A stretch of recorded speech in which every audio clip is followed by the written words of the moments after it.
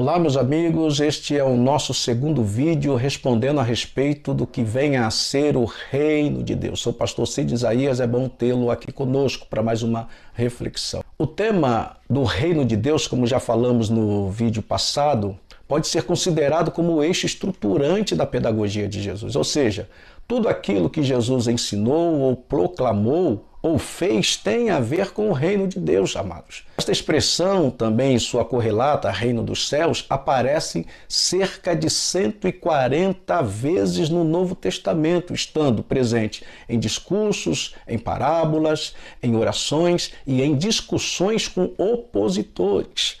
Reino de Deus.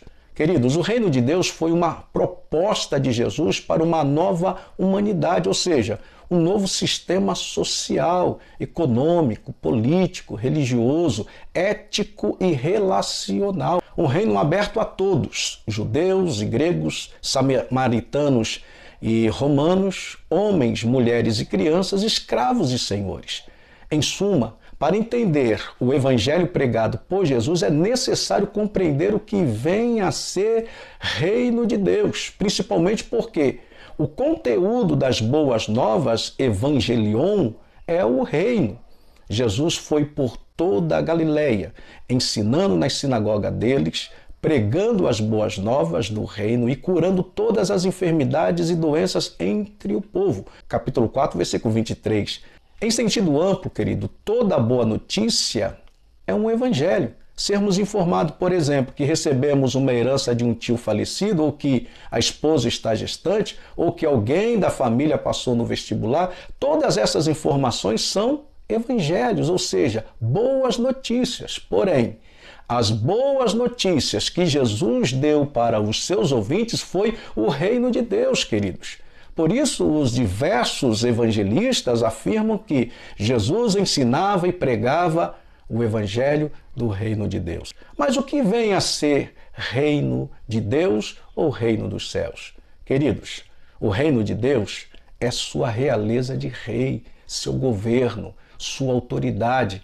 Não é uma região, um domínio, nem um povo, mas o reinado de Deus. Jesus disse que devemos receber o reino de Deus como uma criança. Marcos capítulo 10, versículo 15.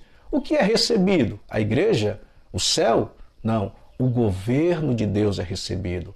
Reino, nessa definição, querido, estaria ligado à nova forma de governo, a novo governante, a uma maneira diferente de reinar sobre os súditos. Para nós brasileiros que vivemos sobre um governo um tanto republicano e não monárquico, o conceito de reino ou monarquia é muito distante ou vago, mas para os ouvintes de Jesus, os galileus, judeus, pelo contrário, a palavra reino era muito presente, pois eles viviam, queridos, debaixo de um reino, ou seja, ou melhor dizendo, de um império. O Império Romano, sem medo de cometer injustiça, talvez tenha sido o mais poderoso governo sobre a Terra em toda a história da humanidade, querido. Seu domínio, para compreender, se estendeu por quase 600 anos e cobriu todas as regiões circunvizinhas ao mar Mediterrâneo. O seu imperador era o homem mais poderoso do universo, digno até de culto, prestado pelos súditos romanos. A Palestina, incluindo as províncias da Judéia, da Samaria e da Galileia, era dominada por governantes que eram testas de ferro do império. Então, eles viviam nesse contexto, eles entendiam muito bem o que era reino. Portanto, queridos, quando as pessoas ouviam João Batista ou Jesus dizer que o reino de Deus estava próximo, elas entendiam que suas libertação da opressão dos romanos estariam no fim e que o mesmo Deus que havia libertado politicamente os israelitas da escravidão no Egito faria o mesmo com os romanos. Na concepção deles, Deus seria o rei e não César Augusto ou Tibério ou Nero. Para os judeus, era uma excelente notícia. Para os opressores romanos, uma péssima notícia. Depois desse contexto, Jesus teve um enorme desafio em esclarecer, principalmente aos seus discípulos, mas também a todos os seus ouvintes, o significado deste reino, do reino de Deus, e como ele seria implantado.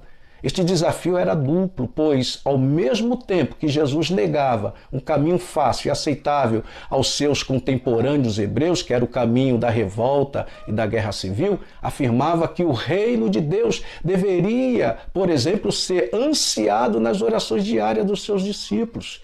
E aí ele cita Mateus 6,10: venha o teu reino, seja feita a tua vontade, assim na terra como no céu.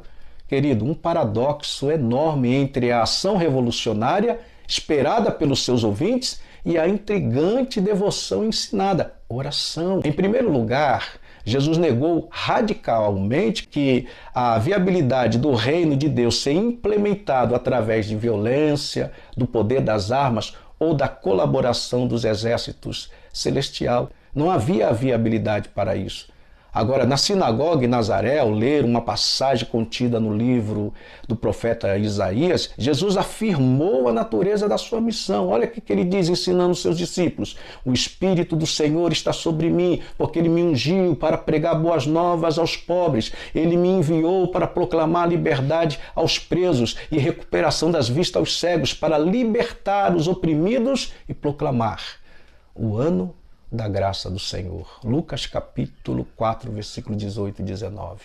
Queridos, a vocação de Jesus, portanto, estaria ligada à proclamação das boas notícias do reino, a perdoar, a curar, a libertar e a doar a graça de Deus. Em segundo lugar, Jesus demonstrou a qualificação daqueles que fariam parte do reino de Deus. Eles seriam os pobres, os mansos, os aflitos, os que têm fome e sede de justiça, os misericordiosos, os puros de coração, os que promovem a paz dos perseguidos. Queridos, em terceiro lugar, ele afirmou que o relacionamento entre as pessoas no reino de Deus deve ser caracterizado, sabe por quê? Pelo serviço aos outros e não pelo domínio dos outros. Amados, ao receber o pedido para que 2 de seus discípulos tivessem posição de proeminência no reino, Jesus respondeu: vocês sabem que os governantes das nações as dominam e as pessoas importantes exercem poder sobre elas. Não será assim entre vocês. Pelo contrário, olha o que Jesus disse: quem quiser tornar-se importante entre vocês deverá ser servo. E quem quiser ser o primeiro deverá ser escravo, como o Filho do Homem, que não veio para ser servido, mas para servir e dar a sua vida em resgate por muitos. Mateus capítulo 20, versículo 25 a 27. Outro paradoxo, outro ensino de Jesus maravilhoso. Queridos, em resumo, o reino de Deus era uma proposta de nova humanidade, novo sistema social, econômico, político, relacional, ético. Um reino aberto a todos, judeus, a gregos, a samaritanos, a romanos, a homens e mulheres, crianças, escravos e senhores. Não era voltada à libertação política de Israel da opressão dos romanos, como era ansiado pelos judeus do seu tempo, mas era destinada à união de todas as nações e etnias sob a liderança do Messias sofredor, aquele que deveria sofrer muito, ser rejeitado pelos anciãos, pelo chefe dos sacerdotes e pelos escribas, ser morto e, depois de 3 dias, ressuscitar. Marcos capítulo 8, versículo 31. Este é o reino de Deus. Que Deus abençoe e que possamos entender o reino. Que venha o teu reino. Amém.